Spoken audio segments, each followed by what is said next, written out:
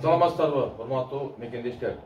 Мына бүгүн 16 февраль 2021 жыл Сургут шаарындагы эмгек мигранттары жана аксакалдар, ошондой эле Кыргызстанга кайрылып калган патриот жигиттердин чогулушуу менен бүгүнкү болуп аткан чек ара маселеси боюнча президентибизге кайрылуу иретинде жана ошондой эле премьер-министрге, ошондой эле депутаттарга, спикерге кайрылуу максатында биздин мекендештер бүгүн кайрылууну чечип, жыйылып топтолуп турган мезгил. Анда эмесе сөздү мекендештерге беребиз. Биринчи сөз Аксакалдар кеңешинин төрагасы Исмаил Маматов Исмаилович. Урматтуу биздин президент Садыр Нуркожоевич.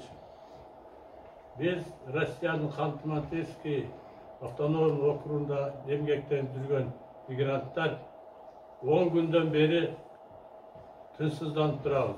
Ар кандай соцсеттерден алган маалыматтарга таянып, бул жерде абдан чоң кыжалатчылык болуп атат.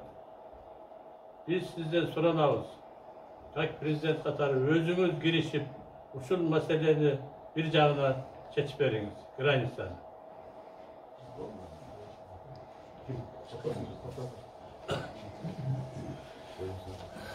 Assalamu alaikum.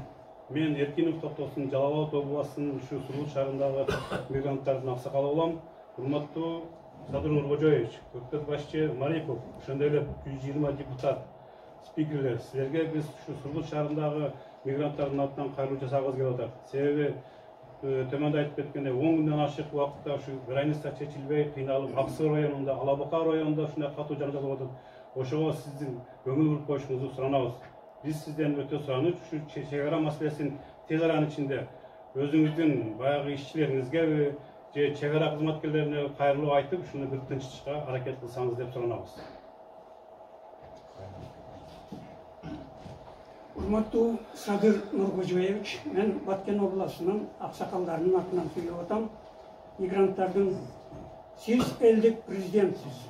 Сиз 80% карапайым кыргыз элинин атынан шайланган президентсиз. Ошондой эле ушул карапайым элдин суроо талаптарын дыкаттык менен өзүңүз кабыл алып, териштирип бересиз деп биз ишенебиз.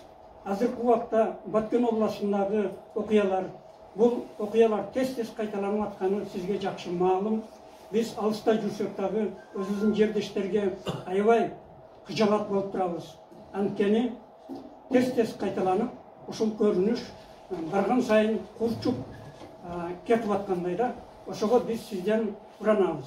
Ушул жагын солдаттар болобу, же ошол жерде жашап аткан элдин көйгөйлөрү бул электроэнергия, пенсияларын көтөрүшүп, ушул жамаатта бир жеңилдиктерди берип, ошол жердеги элди эң биринчи тынчытып, биз калың журттун атынан ушул көйгөйлөрдү чечип бересиз го деп ишенебиз. Садыр Нуркожоевич, ошондой эле менин бир сунушум бар да, Баткендик болгондон кийин ал жерди жакшыраак билем. Сунуш бул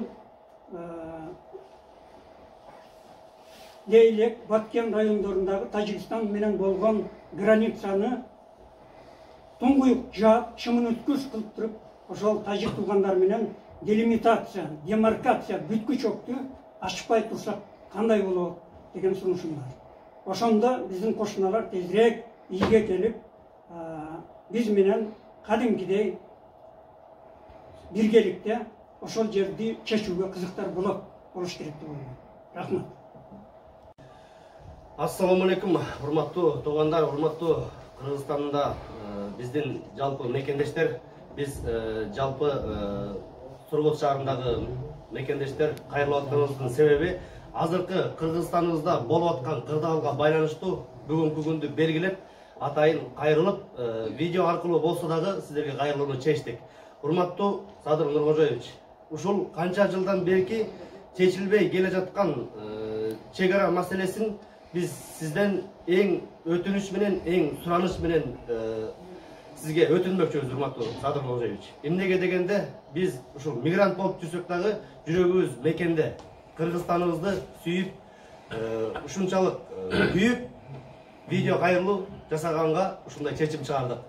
ушул канча жылдан бери чечилбей келаткан чек ара маселесин сиздерден сурап кетет элек. Урматтуу өкмөт мүчөлөрү, урматтуу бийлик өкүлдөрү, канча жылдан бери биз карапайым эл суранып келе беребиз. Суранып келе атабыз. Дагы эле сурана беребизби? Качан бул көйгөй чечилет? Качан карапайым элди жакшынакай бир жашоого алып келесиздер? Качан урматтуу биздин бийлик өкүлдөрү же карапайым эл ушул ар дайым эле өзүбүз мигрант болуп жүргөнүбүзгө карабай видео аркылуу болобу, кандайдыр бир көйгөйлүү маселелер болобу, ушулардын баарын видео аркылуу жалбарып суранып келе беребиз урматтуу бийлик өкүлдөрү. Урматтуу 120 депутат сиздерден сураныч, кетериңиздерге аз калды. Эң ушул мына кетериңерде сиздерден сураныч, карапайым элдин ушул болуп жаткан кырдаалды, көйгөйлүү маселени чечип берип кетишиңиздерди чын жүрөгүбүздөн суранып кетебиз. Карапайым элди сиздерден сураныч.